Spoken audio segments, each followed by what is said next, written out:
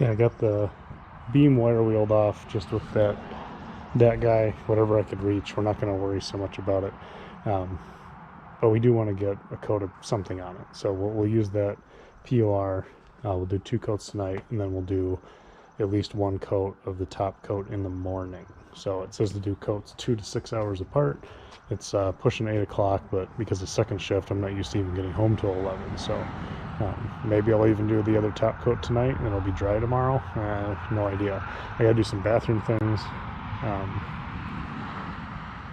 After I drop the kid off at daycare tomorrow, so maybe some car work will get done, maybe more likely some bathroom work will get done. The car's on a little bit of a back burner, but I want to make sure I start knocking some things out, because really, once this beam is painted and I press the parts in, we can mount it, right? We can screw it in to its spot, and then we'll have to get the rear suspension on before we sit it on the ground.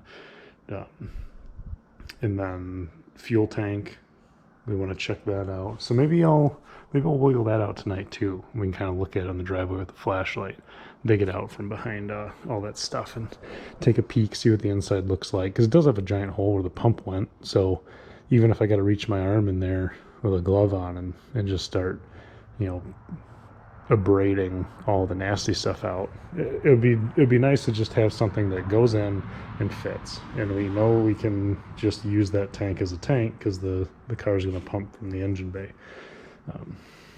But if the beam's on and the fuel tank's in, really all that's left on the underside is like the shifter I can do with the car flat. That's not too bad. Brake lines, fuel lines, all that stuff's relatively easy. I'm not super concerned about it being on its side for that.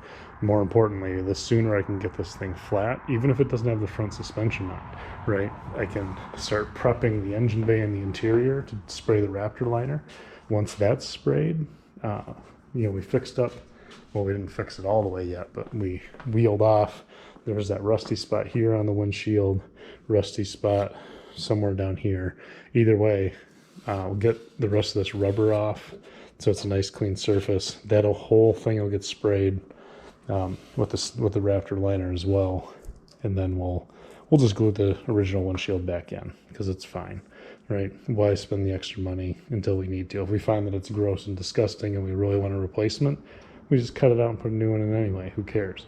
But in the meantime, once we have a windshield on it, we can get it out in the driveway, spray it down with the hose, and try to see where water's leaking in. Is it coming from the sunroof? Is it coming from door seals? That kind of thing. So once we fix any water leaks, so let's back up a bit. Beam on, fuel tank on, get it flat, spray the interior and the engine bay, because once it's coated, it can get wet. We don't want it to, but then we'll put the windshield in, we'll look for leaks and try to fix them, because once we have a sealed up vehicle, we can put it out in the driveway, and then we can bring the other car in and start pulling that diesel out. So things are going to move quick, both the bathroom and the car. Things are really going to start coming along. That's exciting. Okay, here it is, all gross looking. I dried it off with the nap gas, the same as the mounts, right? So that where I had bolted these on to save the paint. And then really, if you look at the undercoating that I sprayed on, the rubberized stuff that everybody hates, look how thin it is. Water's not sticking under that. If that gets a scratch and starts to rust, it's all coming off. It doesn't go on thick like this factory junk does. So I'm not worried about it at all. I really could have just painted over this and it would have been fine. But yeah, these brackets, they came out great. Nice thick coating on them. They look good. But yeah, we'll crack open a little guy, see how much of that gets used up on that beam. And then what I'm going to do is paint these surfaces, because it's going to sit on this little lip right here, right? I'm going to turn it upside down and paint the rest of it, but we'll go ahead and do things that we can see from this side. So we'll right up that, do these interior things, bring it on the garage in the cardboard, flip it over, do the rest of it, wait 2 hours and do another coat. So if we run out of the small can, I don't know why I bought one so small knowing how much crap I was going to have to do, but we'll use this first.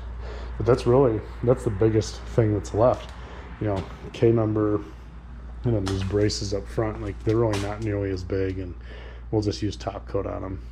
We got plenty of metal prep left. we'll just keep with the same system of rinsing it, hit it with MAP gas, and then go. We'll have to pull the rubber bushings off that one so they don't get stinky. Okay, here's coat number 1. It went on pretty well. I put it on as thick as I could without runs and stuff like that, and there's not much of that left. I didn't bother putting plastic over the lid because I figured in 2 hours I'm going to pop it open and use the rest of it up.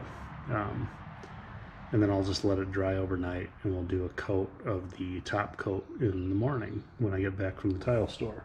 So give that an extra day. It'll be dried up, and then I saw a guy, he pressed his flanges in with 2 pitman arm pullers and a piece of 3/8 rod, like threaded rod. So just a puller from each side. One flat holds onto this, and then the other one, he cut one of the ears and then added like a socket. He just did something so they were offset so that they would deal with, where are the new ones at? Here we go.